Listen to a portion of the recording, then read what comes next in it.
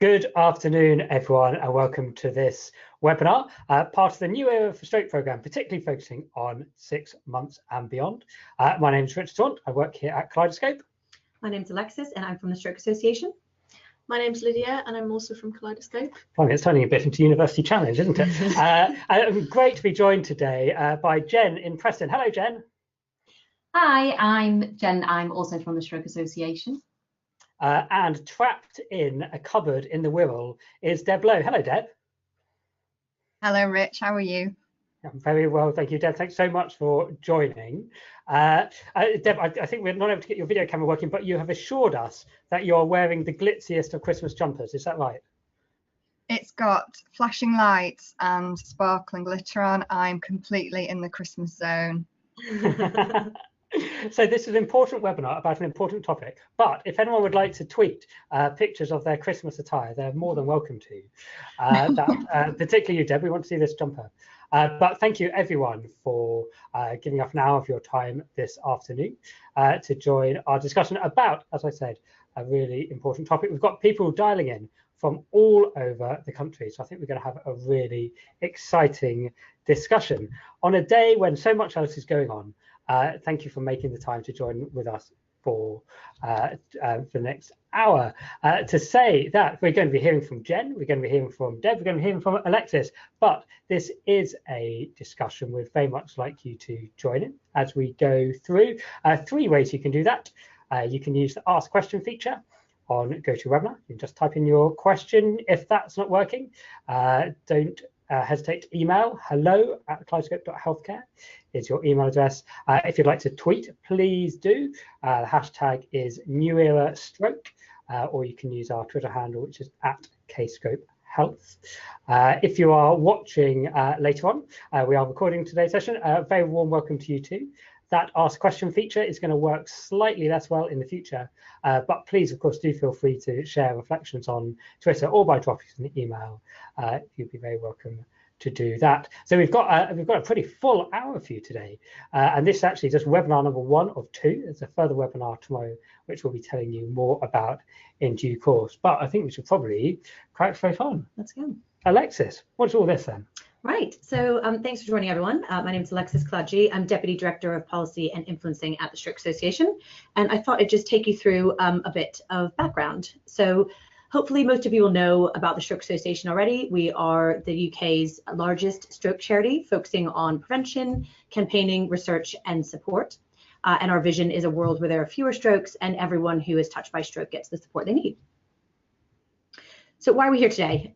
2 years ago, we launched a campaign called A New Era for Stroke, and it was calling for a replacement to the 2007 National Stroke Strategy. And the reason we're doing that is because we consistently hear from stroke survivors that there is a huge drop-off in care from hospital to home. So the survey results that you see in front of you on the slide are from 2 years ago, but every time we interview or survey stroke survivors and carers, they tell us pretty much the same thing. And we know that 45% of stroke survivors say they feel abandoned after they leave hospital. So we know that there really is a big need for better, more consistent support across the pathway. And we were really pleased with the result we got from this campaign. Over just about a year ago, the government and NHS England have both said that they would commit to a new plan for stroke, which is great. But actually, we're now even in a better position because of all that hard work that we put in and the campaign and the writing that we did for that plan. We now know that stroke will be a new clinical priority in England, and we are hoping any day now, should the government still be an entity, that we will see a publication of a long-term plan for the NHS, which shows that stroke is very much at the heart of clinical priorities in England. So a bit more detail about the National Stroke Programme. So the National Stroke Programme sits underneath the long-term plan for the NHS, and the Stroke Association has been working very closely with NHS England to develop and lead this programme. So our Chief Executive, Juliette Bouverie, sits on the National Stroke Programme Board, which is co-chaired by herself and Steve Powis, the Medical Director. And there are 5 working groups underneath that, of which the Stroke Association helps support. The most relevant to this particular webinar is that there is a working group on rehabilitation and long-term support chaired by Professor Helen Rogers, and there are task and finish groups that sit underneath that, which there's one looking specifically at 6-month reviews. So all of those working groups and task and finish groups have been working for a number of months, and all of their outputs will be hugely relevant to local areas, and crucially, they don't have to wait for the long-term plan. So they're delivering things now that will help improve things locally for stroke. So what are we doing more widely to support implementation of the stroke program? So we want to be constructive part of the solution. So the Stroke Association is helping local areas really upscale their improvements around stroke to implement the things that we're seeing coming up in the national plan. So we have a program manager named Helen who's helping mainly ICS and STP areas on a range of things. So if you're working locally to support systems improvement in stroke and you feel like you need some guidance and support, please get in touch with us through the same methods that Rich had mentioned at the start of the webinar.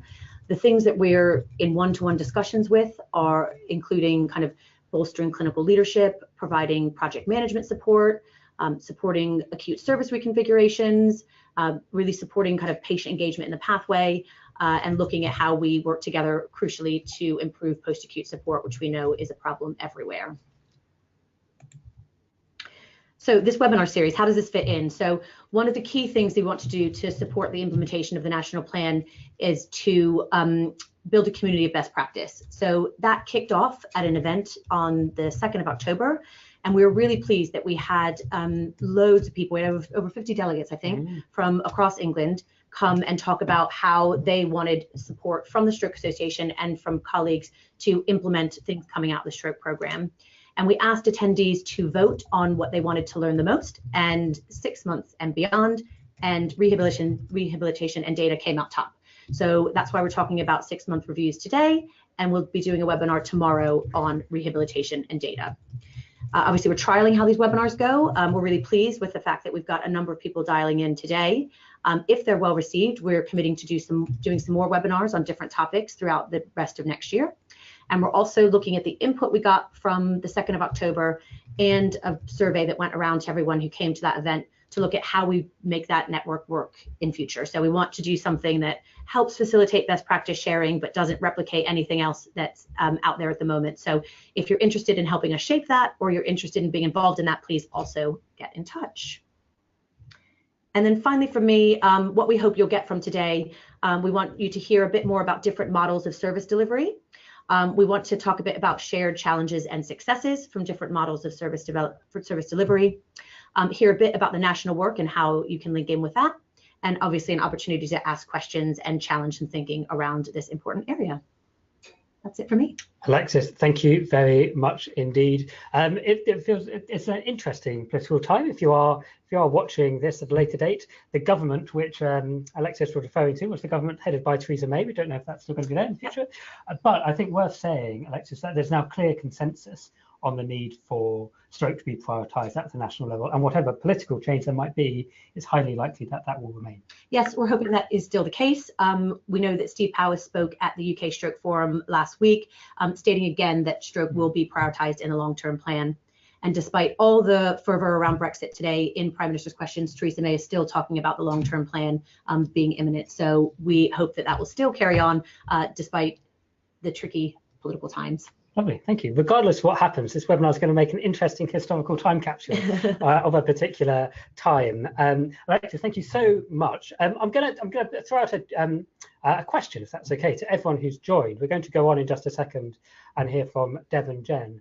But we would love to know why you've dialed in today. So I wonder if I could ask everyone if you could quickly get up your email and just send us an email to hello@kaleidoscope.healthcare, hello@kaleidoscope.healthcare. And if you just put in the subject line, just very briefly, why you're joining today. It might be because you work for Alexis and Alexis has asked you to join. It might be because you came along to that event and you found it really interesting. It might be that this whole discussion about how we share and learn across areas is one which really appeals to you. So we'd love just a little snapshot. We won't name anyone, but it'd be great just to understand why people are joining today. So that email address again, hello@kaleidoscope.healthcare. if you could just send us a quick email, pop why you're joining today in the subject line, that would be great, and we'll come to that later on. Kaleidoscope is KALEIDOSOPE. If there's anyone out there thinking about setting up an organisation, make it one with a nice, easy to spell name. That's mainly what I've learned to date. Alexis, thank you again. We will move on. And Deb, thank you so much for joining. A whole range of roles you hold, Deb. So I think you're going to talk for about 10 minutes just to introduce your roles, and then briefly about this topic. Yes, thanks, Rich. I'm really pleased to be part of this. We're calling it a debate today. It's going to be a little bit of a debate, but I suppose I'd just like to let you know why I think I'm qualified to be part of the discussion today. So I've had the honour over the last 12 months of been working on the National Stroke Programme with the Stroke Association and Tony Rudd as NCD. And I lead the acute work stream for the National Stroke Programme. I've also for the last 12 months been the National Clinical Lead for Stroke with NHS Improvement, working on GIRFT, terrible acronym, but getting it right first time, which is essentially, I'm working with a colleague from the South East, David Hargroves, and we have just started a set of visits around the country over the next 12 months to, at STP, ICS level, support stroke communities to deliver the National Stroke Programme and long-term plan with quality improvement methodology and support. So it's a really, really exciting time for stroke. And I would like to have a starting point today of just putting it out there. So I've been a stroke consultant for 15 years. I deliver 6-month review follow-ups in partnership with our local stroke association at my local hospital. But let's just get something really clear. We're failing our stroke survivors at the moment. We don't have across the country standardised, structured approaches for how we do 6-month reviews, or in fact 6 weeks, but we're picking 6 months as a surrogate marker here for a crossroads that a lot of stroke survivors find themselves in when they may have got over their physical or communication or fatigue issues, but they are left looking at the long road ahead. And in terms of what we deliver and who delivers it and when it's delivered and what their skill set is, we're a bit of a mess, I would propose, and our activity currently isn't even particularly well recorded. Next slide, please. So I am going to put a bit of a spoiler alert out. As a secondary care physician, I'm not going to be predictable and suggest that stroke physicians should be doing longer term support. That would be really dull. I'm not suggesting that you have to come into an outpatient hospital clinic. I'm also not going to suggest that secondary or primary care should do all of the reviews. In the same way that secondary care is under a huge amount of pressure and crisis, or A&Es are bursting at the seams, social care is broken down in many areas around the country, primary care is also under a huge amount of pressure. So we need to think about models that work and the sensible thing to do. And my raison d'etre here is to say one thing, and it is I do not care who delivers long-term follow-up as long as they are skilled and capable, and also that they record their activity. Because right now we've only got about 1/3 of our stroke survivors in the country that we have any data for to understand what is working for them, how disabled they are, what their long-term needs are, because the 6-month review within SNAP is currently not mandated. Next slide, please. So to put things into context, as you will all be aware, because you're by definition interested in stroke to have dialed in today. So last year we had 84,000 stroke admissions in England, and we've got over 1 million stroke survivors. Obviously it's the leading cause of complex disability, 4th biggest cause of death, but our stroke survivors that go on to try and return to normal life again are obviously faced with a huge combination of complex disability, whether it's communication or physical or fatigue or memory or cognitive or depression and anxiety. And The other things that we often forget about, mainly in a medical model because we're rubbish at it, is thinking about social needs and leisure needs and sexual health and everything else that feels a bit icky and is difficult to talk about because doctors are rubbish at doing it usually. And also there's a huge time pressure in all of us. I have 10 minutes to review a follow-up patient in my clinic. I can barely touch the surface, scratch the surface rather. Also, we should be thinking about our carer needs. That is so vitally important. And when we know that indirect costs to the NHS are massive, 14 million based on the 5-year costs when we've done some economic modelling from SNAP, we need to do things differently. Next slide, please. The thing is, none of this is new. Have we moved on much? I'd suggest that we haven't. In 2010, this is a lovely statement from the National Audit Office report on progress in improving stroke care. They found variations in approaches to the reviews and a lack of clarity about who should lead them, their objectives, and where they're recorded, the role of patients, GPs in the reviews, and how they're implemented. So we've done lots of great stuff in the acute side in hospitals. There's loads of work to be done, but the real benefit and real wins that surely we should be facing here is how we do our post-acute care and our life after stroke care. Next slide, please. Okay, bear with me, stay with me, all of you 35 dialer inners. So coming from the city that gave you the Scouse brow, so I would suggest that most of us would like to, if we went for a tint and a tidy of our eyebrows, we'd want to end up as a Carver Deverline, wouldn't we, on the left, and not our friend on the right that is very proud of her brows, but it's not probably what you'd want to end up with. So what's the difference between ending up with the girl on the left or the girl on the right? So isn't it about going to speak to someone about your long-term needs that understands you, knows your face, knows your skin types, knows your allergies, maybe knows your family members because it's maybe a locally delivered beauty salon that always has seen you and your mum and your auntie for years and you have a relationship with. And they don't just do brows, they do, well, they sort out your other hirsute needs as required. They might do facials. They're not just there as a one trick, one review, tick box exercise like the, I don't know, Harvey Nicks brow bar. What you want is for a prerequisite for really effective follow-up, next slide please, is someone with a group of key competencies that's interested in you as an individual. They are interested in giving you the right information. They're interested in what the outcome is. They're interested if they end up making you look ridiculous. Okay, they are interested in the evidence base around what you're delivering. They're interested in targets. They also want to make sure that there is continuity and consistency, and they're able to signpost you. If the person doing your follow-up isn't able to recommend you to somebody else that's got the right skills, if they haven't, then they failed. They're accessible, great communicator, and also that the review is completely and utterly holistic.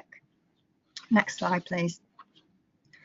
So many of the elements of a 6-month stroke review are listed on this slide. I won't read them out.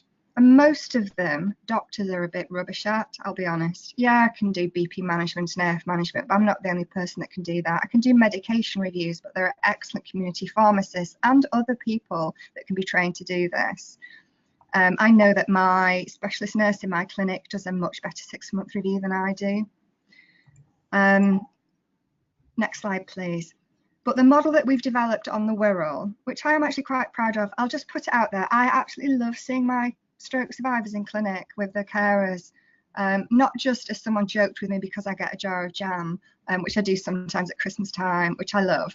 And I got a very beautiful knitted scarf on Monday, but it's because I love seeing the improvements that people have made. It gives me a great sense of continuity and satisfaction, but it's not about me. But the services that we've delivered at Arrow Park Hospital, we've made very bespoke. So our follow-up options are either a telephone consultation for people with limited disability or needs, a face-to-face in a normal outpatient clinic, or sometimes we do And MDT follow-up, where our complex patients who've still been under early supported discharge will see our physio OT and their specialist at the same time as a consultant and their carers. So we've made it bespoke. We're really proud of what we deliver. We're not funded to do it by our commissioners. We do it because it's the right thing to do. But I did survey my stroke survivors about a year ago and said to them, 27 of them, I said, who do you think should follow you up? And most of them said, oh, you, Dr. Lowe. Gosh, yes, 85% of them wanted me, which was lovely and very self-affirming. But if we're a national health service, it wouldn't matter. This is what one, well, I can picture the lady now. And she said, if we were a national health service, it wouldn't matter as long as you all spoke to each other and you knew what you were doing. Spot on. Next slide, please. And I said to them, okay, but what if you were seen when you needed to be? You could be seen by your GP or therapist or psychologist or hospital consultants based on appropriate signposting. We can give you financial advice. We can give you all the information that you actually need. We can give you driving. We can do all of this and we'll manage all of your risk factors. How about if that is what you were offered? It's just not me delivering it. Next slide, please. And essentially, I was dropped like a hot potato. So their utopia was my sad dystopia. But again, this isn't about us as healthcare professionals. So just in the last 90 seconds or so, I'm just going to talk a little bit about what I mean by primary care. Next slide, please. So primary care, but I don't mean GPs by primary care. I mean any services delivered out of hospital, community-based services. It may be community nurses, it may be stroke association support workers, it may be a retired nurse from a stroke ward that is employed to do this. It doesn't matter as long as people are capable and have the skills to be holistic and accessible and personable and to have comprehensive frequent training, but they should really be community based. Next slide, please. And really, when we are talking about how we deliver longer term care, it is about that skill set. We're not meant to say competent anymore, are we? It's about capability. And I do truly believe that we have an army of people who could be delivering really excellent 6-month reviews. And it doesn't need to be the current model, but we do need a model. And just finally, the last slide. So Alexis alluded to some of the statistics from a previous Stroke Association questionnaire that was quite terrifying, that 46% of patients feel abandoned and frightened and alone, like they're dropping off a cliff. Even the definition of an early supported discharge team, you're being discharged from the hospital, you're not being discharged from stroke services, it's a misnomer. So we need to think about language. We need to acknowledge that we're failing our stroke survivors and the carers currently. And what's very exciting right now, I think, is thinking about the long-term plan and National Stroke Programme. We've got a huge opportunity to address this, to make a difference. We're working on a CQUIN, so essentially a commissioning for quality and innovation scheme, purely around the 6-month review, that will hopefully nudge the dial and encourage providers to deliver something that's consistent, that we record data, because unless we're recording that, we can't work out what works and we can't do real-time quality improvement. I'm going to leave it there. Thank you. Deb, thank you very much indeed. Fantastic and succinct overview. And I particularly like the pride you took in people not wanting to see you, which sounds like something which should be a skill set for any clinician. Deb, thank you very much indeed. Just to say, if you're wanting to, if you've got questions for Deb or sort of bits particularly resonated with you, please do send them through. There's that ask question option. You can email us, hello@kaleidoscope.healthcare, or do feel free to tweet. That hashtag is NewEraStroke. We're going to come back to discussion in just a second, because we're going to go straight on to Jen. Hello, Jen. Hiya, Rich. You all right there? Very well. How are you? Good, thank you. Yeah. Jen, my name's Jen and I'm head of stroke support with the Stroke Association. Just for a little bit of background, prior to this role, I was a stroke nurse in neurosciences. 5 years ago, I joined the Stroke Association and as a coordinator carrying out reviews. And now I'm obviously in the manager's role. Hopefully this presentation is a bit of an overview of the approach that we use at the Stroke Association for 6-month reviews. Could I have the next slide?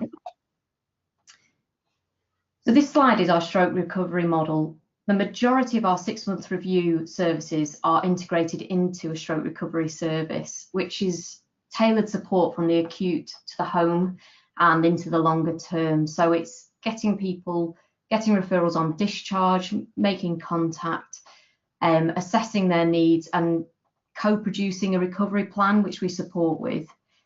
A 6-month review therefore doesn't sit in isolation. It's just part of that stroke pathway, and it's carried out by somebody who already knows the stroke survivor.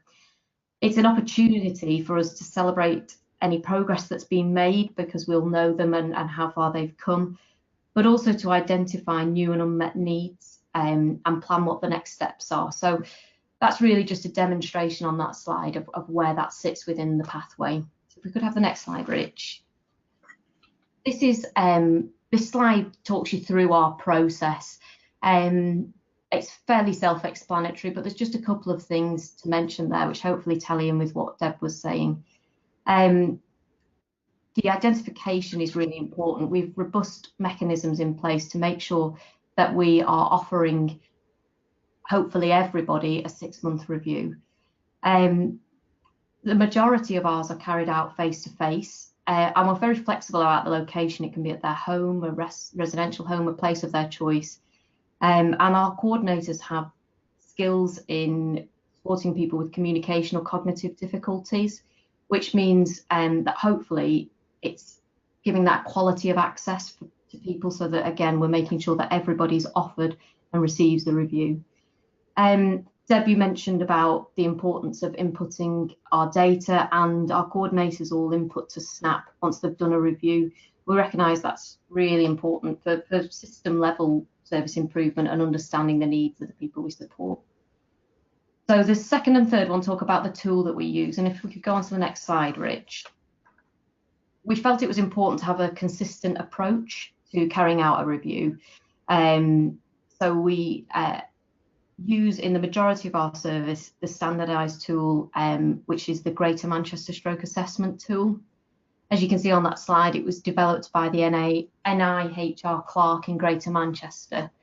And in the development of it, they based it on evidence-based for longer-term unmet needs. And really importantly for us, they co-created it with service users and stroke professionals. It is referenced in BASP recommendations and the NICE quality standards. If you could go on to the next slide, Rich. But more than just the research into the development, they researched the feasibility and acceptability of using that tool. And those findings, which were published in the Clinical Rehab Rothwell in 2013, showed that the GMSAT way of reviews was both feasible to deliver, but also, and again, really importantly, putting the stroke survivor first. They were highly acceptable to those receiving the reviews and those delivering the reviews. So we've adopted it as our primary assessment tool. If we're going on to the next slide, we're very quickly going to look at this because that's blatantly going to be too small for everybody, but that's the assessment tool itself. And if we can go on to the next slide, Rich, I'm going to tell you a little bit about the tool. So it's a person-centered, holistic assessment of needs. And it covers 5 main domains. So there's the medical element, which is to do with atrial fibrillation and blood pressure. Everybody who gets a review has a blood pressure check and an AF check. But it also covers medication management, stroke risk factors, and nutrition. There's the physical element to it, which covers things like mobility and falls, but also other common effects of stroke like vision, communication problem, pain. Then there's the cognitive element, which looks into any cognitive impairment, with problems with memory, maybe attention, and the emotional impact of stroke, which I know you mentioned, Deb, which we find is a big issue for a lot of the people we're supporting. And we break that down into anxiety, mood, depression, looking at things that will impact as well, like fatigue, relationships. And the fourth Fourth domain is around leisure, and just like you said, Deb, it's about looking at the person as a whole, not just as their clinical needs. So this looks into benefits driving, support networks, return to work, and those elements. And finally, I know it's down at the bottom right there, it's certainly not the least important, but we do also assess carer needs. And that's something we do throughout the pathway. It's often the carers may not receive the support that they need, so that's included on that 6-month review. So if we can go on to the following slide, Rich, this is what's produced at the end of that. This is our summary report. And again, it's too small probably for people to see, but at the top we've got our blood pressure reading. The grey box is where we tick which needs were identified of that long list. And below that there's 4 boxes which show us more detail about what the need was. And then in the bottom 3, the actions which have been identified to meet those needs by the stroke survivor, by ourselves, or by the GP if needed. And that summary is sent to the stroke survivors, just like our recovery plan is, for them to be working on that together. It's also sent to their GP, and in most areas it's sent to their stroke consultant. So if we can move on, I think without going into detail, Deb mentioned that it's not about who carries it out, but that they're capable of carrying it out with the necessary skills. And for time's sake, I won't go into it, but our coordinators, all coordinators have a real in-depth induction period, and they undergo a huge amount of training around stroke prevention. We train our coordinators in using supported communication and a lot of emotional support training. Then for those doing the 6-month review, they have additional training in blood pressure and AF, using the tool and setting up and conducting a review. So hopefully that gives them the necessary skills to carry that out. I'm just going to talk about 2 case studies next, which show how variable a 6-month review can be. So this first one, it was a 75-year-old lady with an ischemic stroke, and at the 6-month review, her coordinator detected that she had AF. She was previously undiagnosed and not on any treatment, and the coordinator managed to speak with the GP that same day, and they got an appointment and an ECG again the same day. AF was diagnosed and she was commenced on the relevant treatment, which is fabulous. Obviously, that's massively reducing the risk. I think that just demonstrates that while our coordinators aren't clinical, they are skilled in identifying certain things and who to then go to, who is clinically trained to then take that to the next step.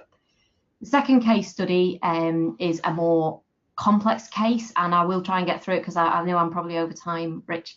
But this was a 52-year-old lady. She was a practice nurse at the time of her stroke, married with 2 children. She had quite a large hemorrhagic stroke, and the main effects were around her balance, her planning, her sequencing ability, and her mood. So if we move on this slide, I've just shown you the coordinator, sorry, on the next slide, Rich. The coordinator did an initial needs assessment, and that covered quite a few of the needs that we often see, the common needs around tangible things such as understanding the stroke, getting information about it, knowing advice around benefits, employment, driving, and about how she goes through the recovery process. By 6 months, which is the next slide, Rich, the needs have changed quite significantly, and this isn't uncommon. They'd moved now to become of a more emotional need nature, and she was beginning to feel the real magnitude of the stroke had hit and the effect it was going to have on her and her family. She was feeling very lonely and isolated and really struggling to come to terms with it, and she was experiencing really low mood. Coordinator turned up actually, and she was in a nightie on the sofa, where her husband said that she was spending most of her time, she wasn't getting out, she wasn't even getting dressed. She'd become very anxious about practical issues which she wasn't dealing with well around benefits, and she'd been discharged from the balance clinic because at that point they felt she was too depressed to engage in therapy. So the next slide, Rich, just goes through the actions that the coordinator took. So that top one there is probably the most important and fundamental, and it's brilliant that we're able to and well placed to provide this, but the coordinator did a 6-week session of behavioural activation with her, and that looks at health coaching, motivational training, and breaking that cycle of depression. She also, we're really well linked in with both the acute and the rehab MDT, and she was able to speak to the neurophysio, explain things, and the neurophysio was more than happy for her to be re-referred in when she was able to partake in the therapy. Like Deb said, it's important, we might not be able to sort everything out, but knowing where to go, the coordinator could signpost her for support with the benefits. And some of those other things which are really important around peer support, we had those groups and she was able to signpost into those and the telephone befriending. So just to finish off, the next slide is my last one. And it just shows that the outcomes that were achieved, it was a really lovely outcome for this lady. Her confidence and self-esteem massively improved, and she in fact carried out a presentation at a stroke forum. She's also volunteering for us. She's got the £800 worth of grants and her benefits are sorted. She's just a different person is what her family would say. She's become part of the local support group, and she has now been able to go back and attend the Full Balance Clinic, which has massively improved her independence. And again, touching on that carer side, the husband's no longer feeling overwhelmed because of the progress she's made. So hopefully those just demonstrate that needs do change over time. So the 6-month review is an important point to review where people are. But also it's important to know what service is available, to be able to signpost, and that the person carrying out the review is embedded in the whole pathway and has the skills they need to address things. And that's Jen, thank you very much indeed. A lovely run through, and thank you very much, particularly for those case studies at the end. One of the limitations of the webinar format is that it's a bit hard to show appreciation for speakers, but I think we should still thank Alexis, Deb and Jen. Thank you very much indeed. Thank you, very nice overviews, and hopefully cues up our discussion very well. So Lydia, I'll come to you in a second, just to go through. It'd be nice to get a recap as to why people are joining, but I know questions are already starting to come through. But just to remind you how you can get involved, use that Ask Question feature. Email us, hello@kaleidoscope.healthcare, or tweet using New Era Stroke or our Twitter handle @kscopehealth. Would really welcome, so it might be questions, it might be reflections, it might link to something which you're doing in your area. All comments, contributions, very much welcome. We've got a bit over 20 minutes for those. Lydia, why are people joining? What questions are coming through? Thanks, Rich. Thanks everyone who's emailed in on why they joined. Some of the reasons are someone may be providing 6-month reviews in the future in their area. They want to know a bit more. 6 months is the most neglected bit of the pathway, and very high priority for people affected by stroke. A few people who work for a stroke association. Do all of those work for Alexis specifically, or is that just? One of them actually did. Oh, good. So yeah, they are interested in the future of stroke support, and someone works in clinical health psychology and supported stroke discharge team at Aintree. So and finally, they'd like to continue the discussion from the event in October to understand more about the blocks to 6-month reviews and the impact of failing the targets for 6-month reviews. Lovely. Before we come to questions, so I'm going to steal Chair's prerogative for 1 second and just throw a question at Alexis, if that's okay, which is, Alexis, you mentioned earlier that this topic and tomorrow's webinar topic came from a sort of prioritization exercise. So there are lots of different things which people could have chosen to discuss, but I think 6 months and beyond came top. Why do you think that is? Is it about the scale of opportunity, the sort of the barriers in place? Why is everyone talking about this? Yeah, we're really pleased that people are talking about this actually, because as I think Deb mentioned in her presentation, we've seen massive improvements in hospital care and treatment for stroke over the last 10 years. Mortality has halved, and that's great. But actually, the part of the pathway that fundamentally hasn't improved is what happens when people leave hospital. And I think Deb's quote from the National Audit Office report in 2010 shows actually we haven't significantly moved on from that. And I think people are starting to recognize that, and people are starting to recognize that actually our failure to sort this part of the pathway risks wasting the investment and the benefits that have gone in, the improvements that have happened in hospital. And so I think we are seeing a bit of a movement now to sort out that post-acute care, which is great to see, because we know that that's consistently what stroke survivors are telling us is the hardest part for them, because they live the rest of their lives with the impacts of stroke. So that's double-edged then, that there's recognition that things aren't as they should be, but also an awareness of the size of the prize. Absolutely. Lovely. Alexis, thank you. Lydia, questions coming through? Yes. So one question from Josie. Thank you, Josie. Working as a stroke social worker, is there any way that social care can be part of the 6-month review? Lovely. Are there more questions today, or should we just go with Josie to begin with? Yeah, just for that to begin with. Josie, Deb, should we come to you? Importance of social care within 6-month reviews. Oh, I think it's really, really vital. So certainly within the National Stroke Strategy back in 2007, there was a recommendation that there were stroke-specific social workers or key workers. And in areas where social care local authority was integrated into the post-discharge pathway, we saw really, really nice results in terms of better integrated working, better information provision, less disjointed care after discharge from hospital.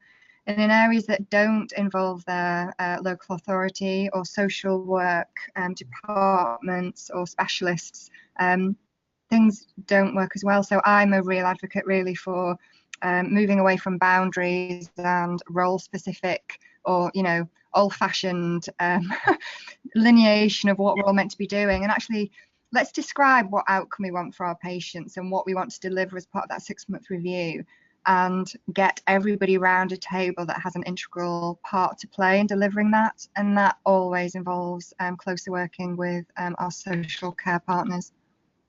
And Deb, good to follow, just to go a bit further on this, that you talked last in your presentation about there's such a broad community here needing to be involved, or of the potential to be involved at this point in the pathway. Do you have views on those areas you see which are doing well at this, managing to get these people, to get different groups together? What are they doing which other areas possibly are struggling a bit with? Couple of things. As with everything in life, it's always about communication. So areas that do this really well have made a decision that they're going to sit down with everyone involved in the post-discharge pathway and describe what good looks like. And it's a shame that we're doing that all over the country, independently, separately. We're all inventing a wheel that is round. And it'd be really nice if, and I'm hoping this will come out of the National Stroke Programme, that we do have a template that we provide for people that says, this is how you could do the 6-month review. These are the elements of self-care and secondary prevention and psychological, physical, emotional support that you should be assessing, because the worst thing in the world for me would be that we create a tick box exercise by mandating the 6-month review and making sure that people, all that they think that they need to do is say that they've done it. So areas that have done this well so far have actually incorporated discussions with service users, carers, stroke survivors, clinical staff, non-clinical staff, and just ask the question about pragmatically what small steps can be made. And a lot of this isn't massively resource driven. It's around having a standard operating procedure, a standard process, 2 sides of A4, whether you use the GMSAT tool or whichever you choose to use. Just having a standardized process is a really good starting point, and many services are still not even doing that, and it's not on. And it's such a shame that you spend all of your time putting people on the right medication when we know from SNAP data about 1/3 of people at 6 months have stopped taking their secondary prevention. So, thrombolize and do thrombectomy and do all this sexy stuff you like, but if we're not doing the post-discharge, life after stroke, education, information provision, just support for good living and recovery, then we failed. Sorry, that was a very long answer to a really succinct question. No, I think it's a great answer. Thank you very much. And Lydia will come back. I know comments are coming through, but I just want to follow this with Jen, that you've got this bit of a tension between needing to sort of having a standardized process, having a set way of doing it, but also you talk really convincingly and powerfully, Jen, about how this is about personalised care. And so, how do you manage that in terms of having a process, but ensuring that that process is tailored to an individual? Yeah, so it's seeing the GM sat as a tool, and as Deb said, not as a checklist that we go through with people. So we train our coordinators in carrying out person-centered assessments, which is where through conversation their needs come out. The tool's great in making sure that we cover everything and that it has been, but it's about putting that stroke survivor first and finding out what matters to them first and concentrating on that.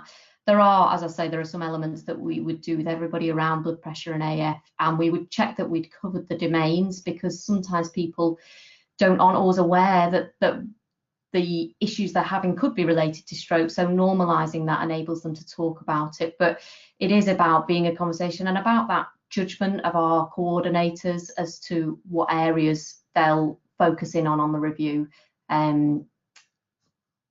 Lovely, Jen, thank you. So just keeping the individual first and foremost in mind in doing the reviews. Jen, thank you. Lydia. Thank you. We have a message from Sarah Rickard. Sarah Rickard's joining webinar tomorrow. Sarah, you can't join both webinars. Sarah, thank you. And she has provided a very helpful comment.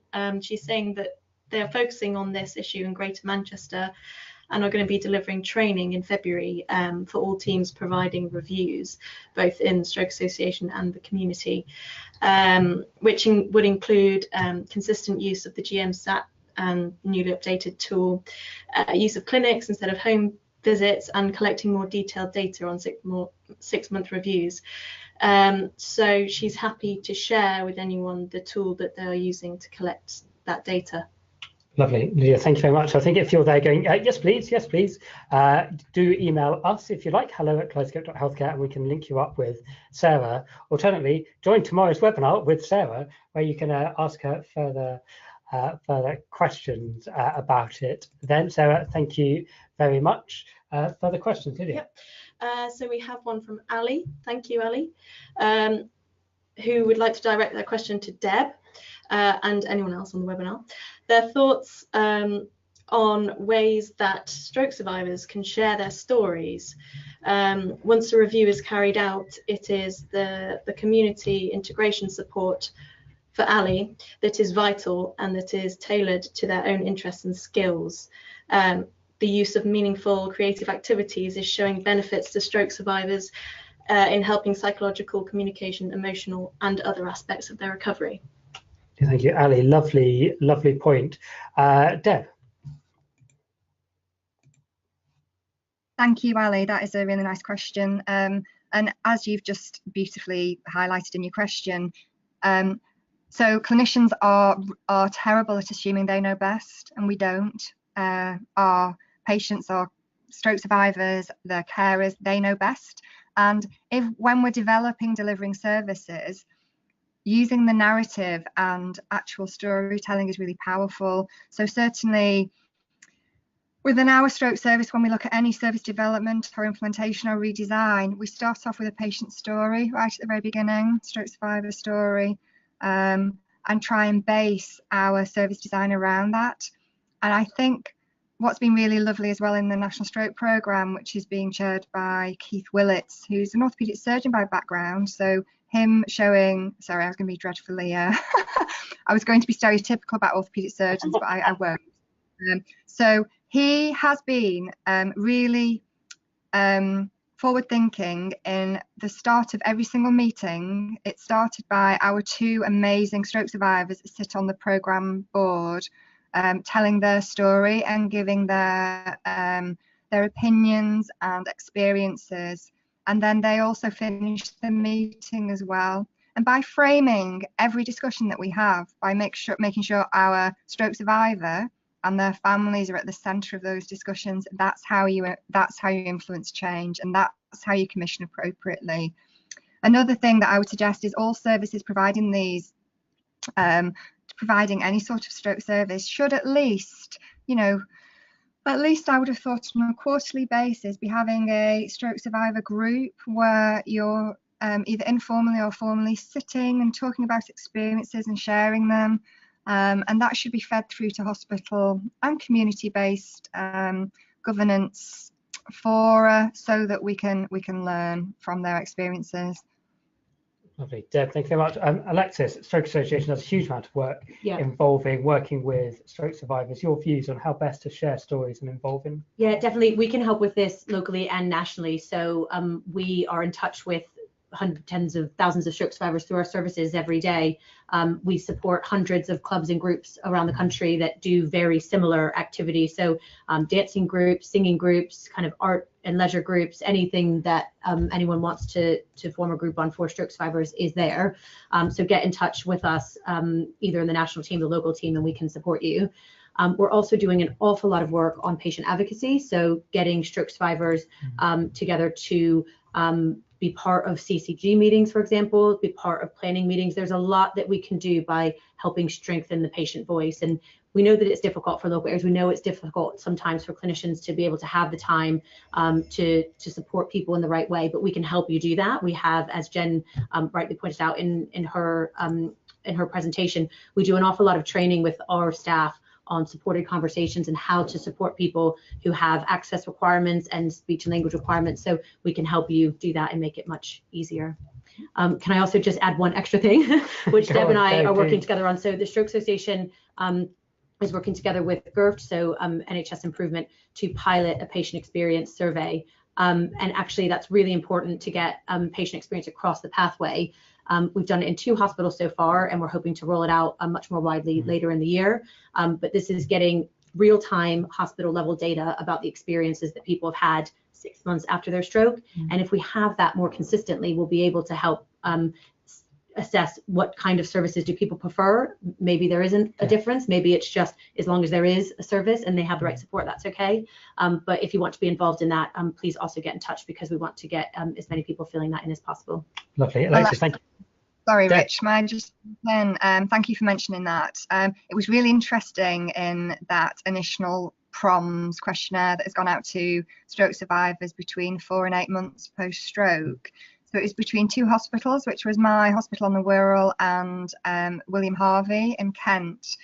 Now, both of these hospitals have very different 6-month review services, delivered, one in the community by stroke specialist nurses, one is a hospital delivered service working in conjunction with the Stroke Association. But what was really nice is by delivering the 6-month review, 78% of our stroke survivors felt supported after discharge. So bearing in mind that the last survey from 2016, 46% didn't, the fact that in that small cohort, which was only 200 patients, I say only 200, it's a decent enough sample, that 78% felt supported, just demonstrates really that there are little things that we can do that have already made a big difference. This isn't a resource heavy piece of work. We just need to get ourselves organised. It's a bit of a call to arms to just do something in an organised way and record the activity.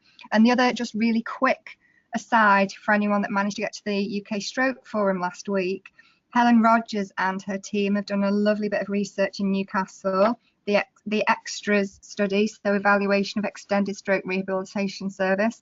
And this was a multi-centre randomised control trial to look at the benefit of doing 1, 3, 6, 12 and 18-month telephone consultations from the early supported discharge teams. And what was really a little surprise, well, it's probably not surprising, it's nice to see some evidence for it, is even just a telephone conversation from somebody that cares and is knowledgeable improves patient satisfaction, and it also has a beneficial effect on quality adjusted life years.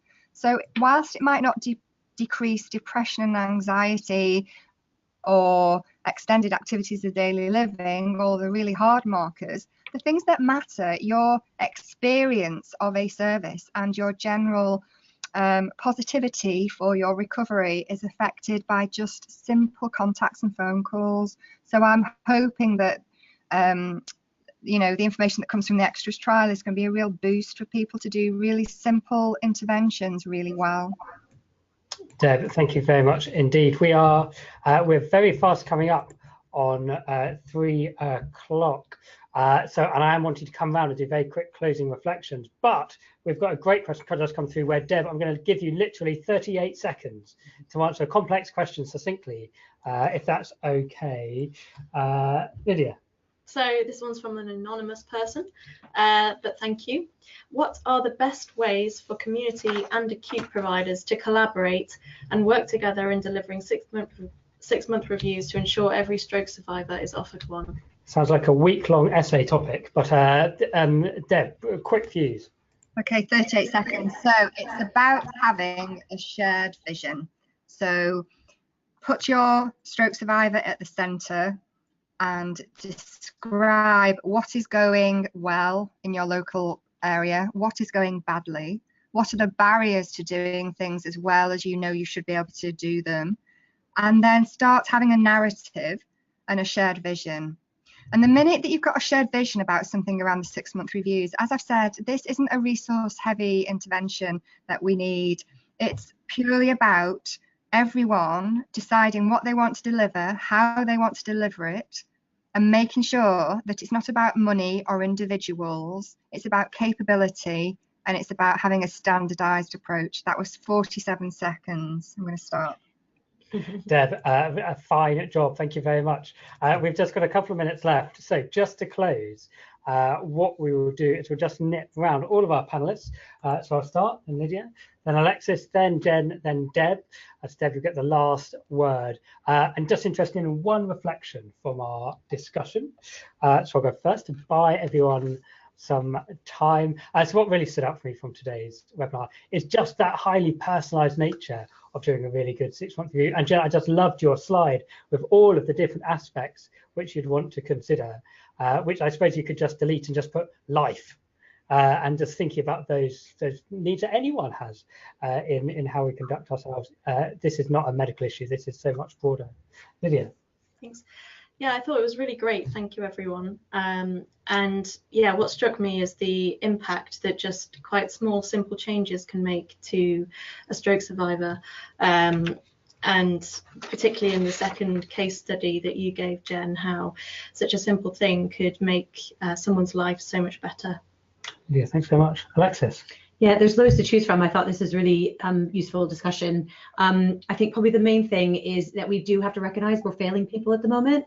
As Deb said, however, it looks like there's really easy things we can do to fix this. And the easy things to do are really around collaboration. So we need to work as a system to support people. And actually, there are some really good case studies on how we can do that. Okay, thank you very much. Jen. Yeah, well, Alexis, you've just stolen mine. But my second thought, like you say, there's so many. I think it's about the stroke survivor being at the heart of this, about the heart, at the centre of any decisions made, and that it being the right thing for them at the right time is my reflection. Lovely. Jen, thank you very much. And Deb. I suppose I'm going to go back to Nike. It's just do it. So you can sit around waiting for a solution to be delivered. But if you're delivering services now, ask yourself, are you delivering what your stroke survivors and their carers need? And if not, look, steal and borrow what is already out there. There's not a lot new that needs to be done here. It just needs to be organised. And yeah, I would harness the enthusiasm. Greater Manchester have got some lovely stuff on their website. The Stroke Association obviously have a huge resource. The GM SAP tool is available for people to start using independently of anything else. So there are lots of baby steps people can take, but just start having a look and start making some simple changes now that make a massive difference to our stroke population. Thank you. Thank you very much indeed. Thank you once again to everyone who's joined. Thank you, Jen. Thank you, Deb. Thank you, Alexis, for a fantastic last hour. This is webinar 1 of 2. Lydia, webinar tomorrow? Yes, next webinar is tomorrow at 1 p.m. And it's going to be on community stroke rehabilitation and data, delivered by Sarah Rickard and Tracy Walker from the Greater Manchester Stroke Operational Delivery Network.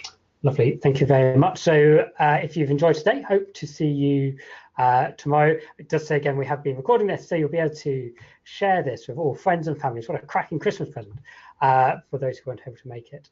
But for today, thanks very much for joining, and we'll see you again. Thank you, goodbye. Bye, everyone. Hi, thank you.